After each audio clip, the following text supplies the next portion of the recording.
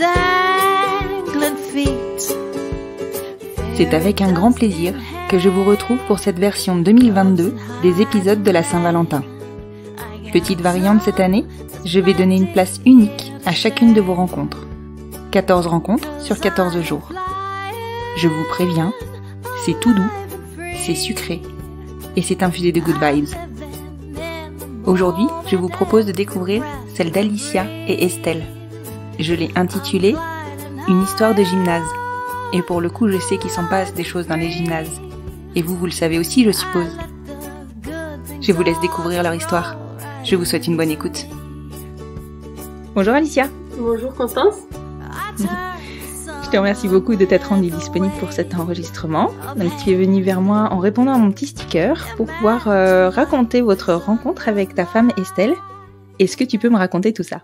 Oui, alors avec Estelle, on s'est rencontrés en 2015. Ça a commencé quand moi je suis partie de ma ville natale, de chez mes parents, pour aller en Aveyron pour le sport. Ah, c'est joli l'Aveyron. Ouais, je connaissais pas et j'ai tout quitté à 17 ans pour le sport, pour m'entraîner. Waouh! À 17 ans, tu faisais quoi comme sport? J'ai fait du trampoline à haut niveau. Waouh, d'accord. Et en fait, j'étais qualifiée pour les championnats du monde par catégorie d'âge et la structure où j'étais avec mes parents, c'était mes parents, mes entraîneurs, ne correspondaient pas pour m'entraîner. J'avais plus la structure adaptée. Du coup, je suis partie à Rodez parce que je connaissais un peu le club et que je m'entendais bien avec l'entraîneur. Mmh. Donc, je suis arrivée dans cette salle de sport où il y avait aussi plein d'autres disciplines. Il y avait des gyms artistiques féminines. Et de suite, j'avais entendu parler d'Estelle par mon entraîneur, par ses capacités, par ce qu'elle pouvait faire, ce qu'elle travaillait, etc. Et de suite, quand on est arrivé à la salle, moi, à ce moment-là, je me cherchais pas du tout. J'avais mon ex-mec en tête qui m'avait plaqué le jour de mon oral de bac de français. Oh. Et du coup, j'étais encore penchée là-dessus. Et puis, j'étais à fond dans le sport. Du coup, je me préoccupais pas de ça, mais c'est vrai je me suis toujours posé des questions sur mon orientation, entre guillemets. En fait, au fil du temps, je m'entraînais, je la voyais dans la salle, je voyais les gyms, je disais bonjour à tout le monde normalement. Et en fait, est venu un entraînement où je me suis blessée. De suite, elle est venue me voir, alors que pourtant, elle pouvait pas me saquer. J'étais tout le temps en train de crier, vraiment la grande bouche de la salle. Et en fait, elle est spontanément venue me voir pour me demander ce que j'avais fait, comment ça allait. Et du coup, on a discuté rapidement. Et en fait, le week-end, je suis rentrée chez mes parents parce que j'avais un shooting et une interview. Et en fait, le dimanche, avant de repartir, je me souviens, je sortais de la douche, j'étais pressée, j'étais à la bourre, la valise était pas faite, j'allais louper le train. Et elle m'envoie une invitation sur Facebook, elle m'envoie un petit message, coucou, comment s'est passé ton week-end, machin et tout. Et en fait, à partir de là, on a commencé à parler et ça s'est jamais arrêté.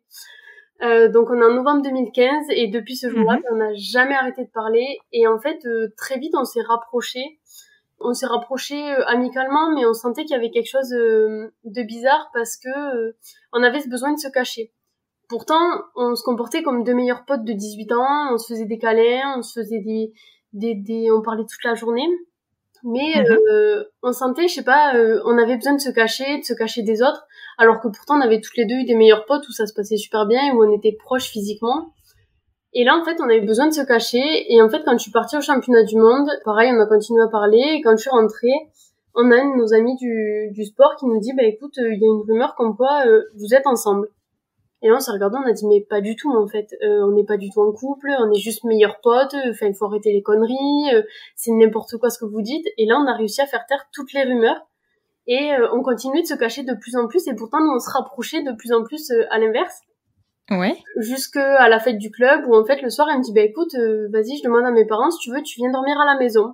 Je dis ok vas-y moi y a pas de souci. Enfin moi j'ai toujours eu des meilleures amies où j'étais très proche d'elles mais là je sais pas il y avait quelque chose de bizarre.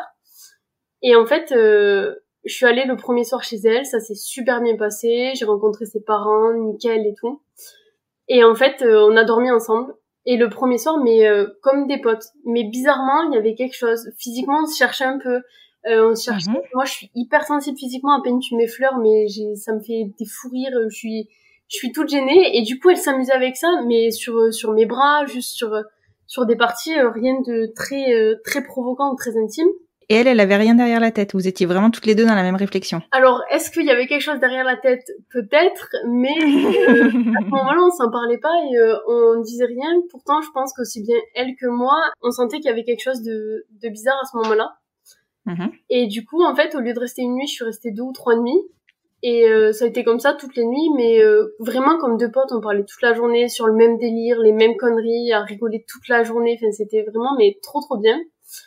Et moi, je suis rentrée chez mes parents pour Noël, et les rumeurs étaient redescendues jusqu'à chez mes parents. Donc dessus, mes parents, ouais, Alicia, t'as quelque chose à nous dire? T'es sûre que t'es pas en couple avec Estelle? Je dis mais non, maman, enfin, je te l'aurais dit.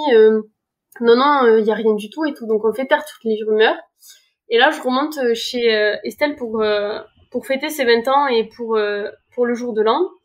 Et pareil, on dort ensemble 2-3 jours, tout se passe très bien, tout est nickel. Et en fait, à partir de là, tous les mercredis après-midi, Estelle était en STAPS et finissait à 16h. Et à 16h15, elle était à la maison et on se faisait des câlins. Et tous les jours, on était de plus en plus proches. On disait rien autour de nous, vraiment, on se voyait comme deux meilleurs potes. Et du coup, les gens nous disaient plus rien. Donc, est-ce qu'ils en pensaient pas moins ou pas? On sait pas.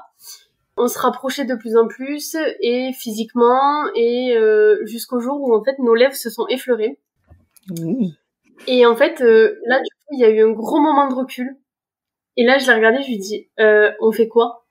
Je dis non, parce que là, en fait, je suis en terminale. L'année prochaine, je suis censée partir à Antibes pour les études et pour le sport, vu que je pouvais tenter le pôle France et tout. Donc, pour le coup, je devais complètement partir à l'autre bout de la France. Enfin, c'était inimaginable de faire quelque chose. Puis, elle avait jamais eu de copine fille, j'avais jamais eu de copine fille. Enfin, pour nous, c'était... Ah ouais, mais t'avais quand même déjà une grosse réflexion sur la suite, quoi. Enfin, parce que tu savais comment t'allais poursuivre ta vie, quoi.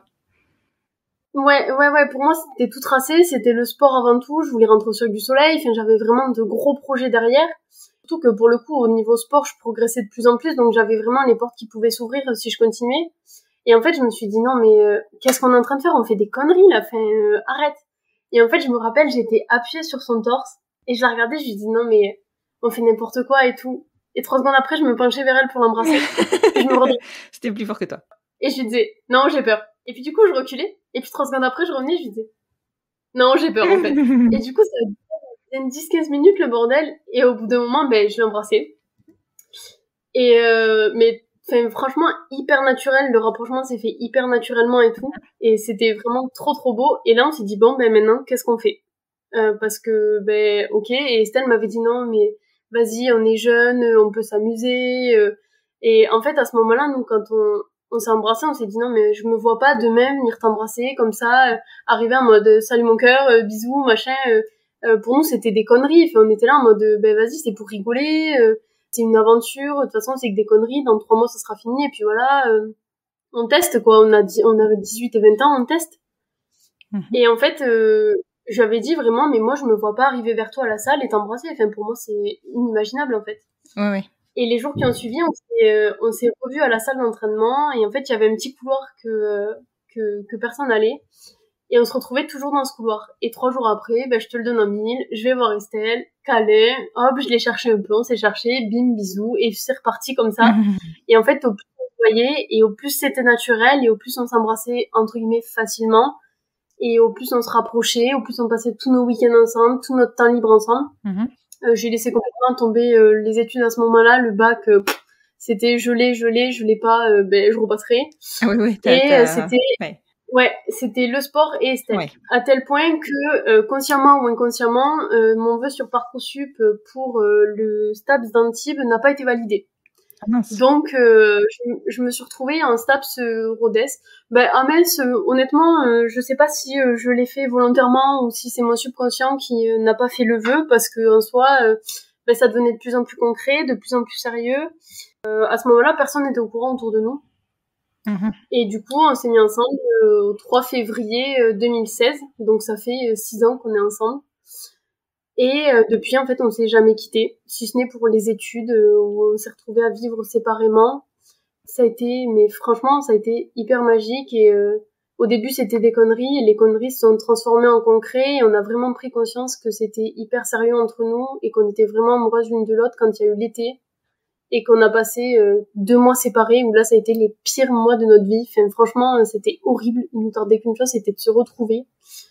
Et du coup, ça a été là notre plus beau moment quand on s'est retrouvés en septembre 2016. Et depuis ce jour-là, on s'est jamais vraiment quittés, même pour les vacances.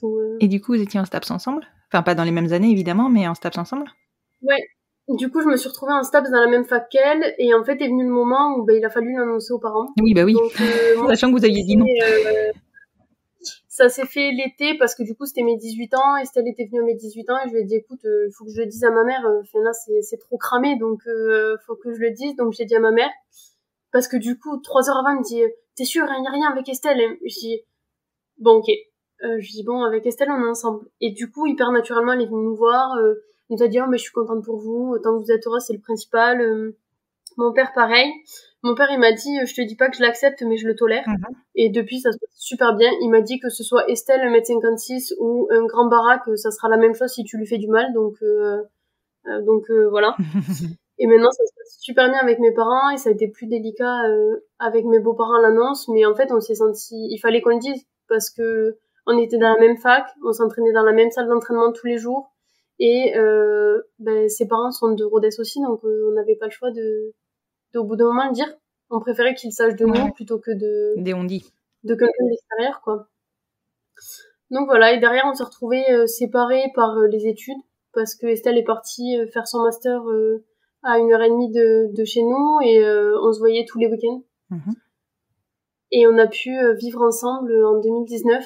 Et depuis 2019, c'est du pur bonheur. Même si on vit à 650 km de chez nos parents, on a tout quitté ensemble pour notre vie à deux. On a fait des choix et des sacrifices pour notre vie à nous.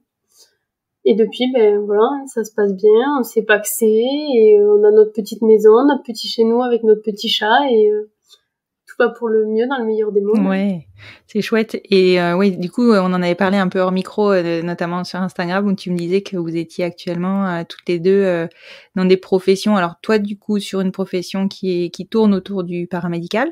Et... Ouais, moi je suis ergonome et je travaille là dans une association du médico-social, dans des établissements du médico-social. Oui, tout à fait. Et ta femme est elle professeure, c'est ça?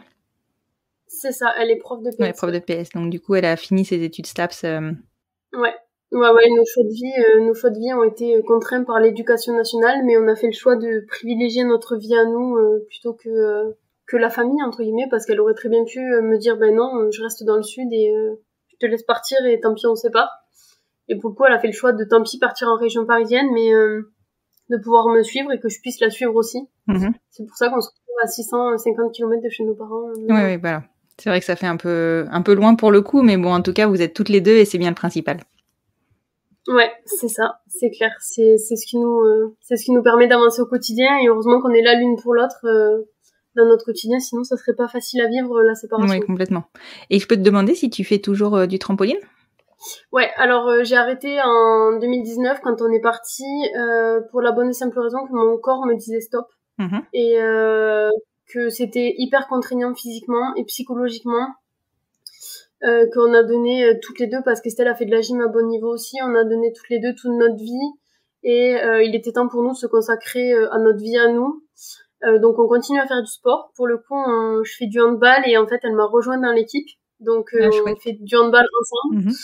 Mais ce qu'on ne voulait pas qui arrive, on voulait pas faire le même sport pour avoir vraiment notre pratique séparée dans deux gymnases séparés. En fait pas du tout, on se retrouve ensemble. Ça se passe plutôt bien, ma foi, mais non, j'ai arrêté pour des raisons physiques. Mon corps me disait stop. J'étais jamais autant partie avec les pompiers que les dernières années, donc il a fallu arrêter. Ouais, non, mais c'est hyper contraignant comme sport. Ouais, puis de toute façon, c'est très difficile de vivre du trampoline et au bout d'un moment, il faut faire aussi le choix de vie. Et quand tu peux pas en vivre, il faut aussi te faire une voie secondaire et du coup, ça s'est très vite fait. Puis, vu que je m'étais blessée, j'avais perdu 1 an et demi, revenir à mon niveau, c'était compliqué. Du coup, j'ai fait le choix d'arrêter. Ouais, c'est ce que je comprends. C'est vraiment des sports très, très contraignants et qui permettent pas de poursuivre sur la durée, vraiment sur la durée. Non, c'est dur d'être sur le très long terme dans ces sports-là. Exactement. En tout cas, je te remercie beaucoup, Alicia. C'est une histoire qui me parle parce que pour le coup, je suis ancienne gymnaste et donc forcément ça me parle. Certainement pas dans les mêmes niveaux que vous, mais en tout cas, voilà, c'était les histoires de gymnase, je les connais. Ah ben, il s'en passe des choses dans ce Oh oui. En tout cas, je te remercie beaucoup, Alicia, et puis je vais passer la main à un autre couple. Merci à toi. Love's in high demand. I got some, there's plenty here to share. 'Cause I am flying, alive and free. I'm living in the moment, every breath I breathe. I'm gliding higher, alive and free. I let the good things all just roll right into me. I turn the sun on with a wave of hand. Imagine life is under my command. Floating round the love, feeling such a buzz. You want some? I'll sprinkle light your way. 'Cause I am flying, alive and free. I'm living in the moment, every breath I breathe. I'm gliding higher, alive and free. I let the good things all just roll right into me.